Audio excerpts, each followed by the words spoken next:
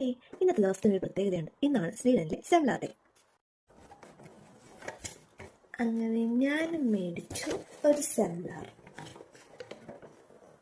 Mainly ഈ ബണ്ണെന്ന് പറയുന്നത് cardamom filled ആയിട്ടുള്ള കാർഡമം കൊണ്ട് മേഡപ്പ് ചെയ്തിട്ടുള്ള ഒരു ബണ്ണായിരിക്കും.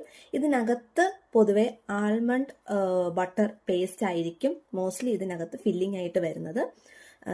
ഇപ്പോഴത്തെ ഒരു രീതി അനുസരിച്ച് അവർ ആഡ് ചെയ്യുന്ന കണ്ടൻസും കാര്യങ്ങളൊക്കെ ഡിഫറെൻ്റ് ആയിട്ടുണ്ട്.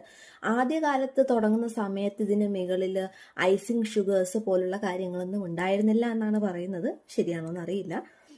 ബട്ട് ഇപ്പോൾ കുറച്ചുകൂടെ മോഡിഫൈഡ് ആയിട്ടുള്ള പല രീതിയിലും സെംല ബൺ അവൈലബിൾ. ഇപ്പോൾ കാണാൻ വലിയ പരിഷ്കൃത ലുക്കൊന്നും അല്ല കേട്ടോ.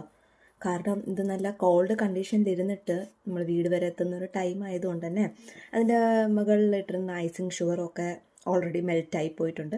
അതുകൊണ്ട് തന്നെ അത് മെൽറ്റ് ആവാൻ തുടങ്ങിയിട്ടുണ്ട്. സോ ഇതിനൊരു പ്രത്യേകതയുണ്ട്.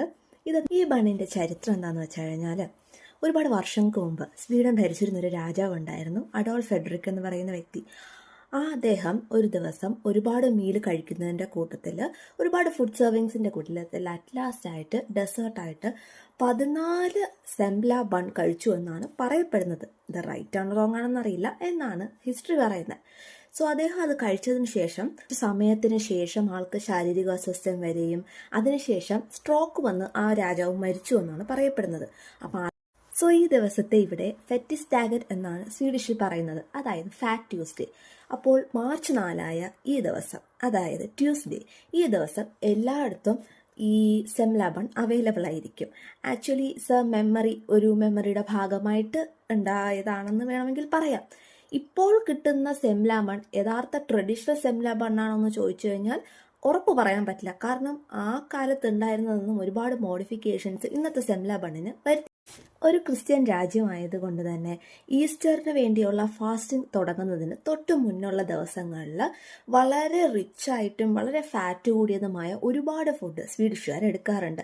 കാരണം 40 ദിവസത്തെ ഫാസ്റ്റിങ്ങിന് വേണ്ടിയിട്ട്, ഒരു ഹെൽത്തിന് വേണ്ടിയിട്ട് അവർ ഒരുപാട് ആ സമയത്ത് മീറ്റും മറ്റൊന്നും കഴിക്കാത്തത് കൊണ്ട് തന്നെ അതിന് മുന്നുള്ള ദിവസങ്ങളിൽ ഒരുപാട് റിച്ച് ബട്ടർ, ചീസ് അതുപോലുള്ള ഫാറ്റ് റിച്ച് ആയിട്ടുള്ള ഫുഡുകൾ അവർ ഒരുപാട് കൺസ്യൂം ചെയ്യാറുണ്ട്.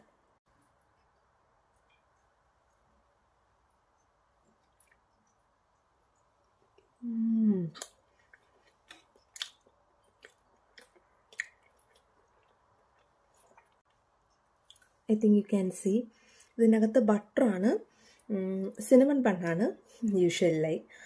സോ യു ക്യാൻ സീ ഇതിൻ്റെ പുറത്തെല്ലാം ഉള്ളത് സിനമൺ ആണ്. സ്വീഡനിലുള്ളവരെ മസ്റ്റായിട്ട് ഇത് ട്രൈ ചെയ്ത് നോക്കണം കേട്ടോ. It's one of the best thing.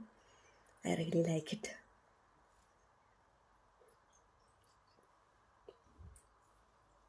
ഇതിനത്ര sweet ഒന്നുമില്ല, കാരണം പ്ലെയിൻ ബണ്ണും ബട്ടർ മാത്രമേ ഉള്ളൂ. അതുകൊണ്ട് തന്നെ സ്വീറ്റ് ഇഷ്ടമില്ലാത്ത ഒരാളായ എനിക്ക് ഇത് ഇഷ്ടപ്പെടുന്നെങ്കിൽ ഡെഫിനറ്റ്ലി നിങ്ങൾക്ക് ഇഷ്ടപ്പെടും കേട്ടോ. See you all in next video.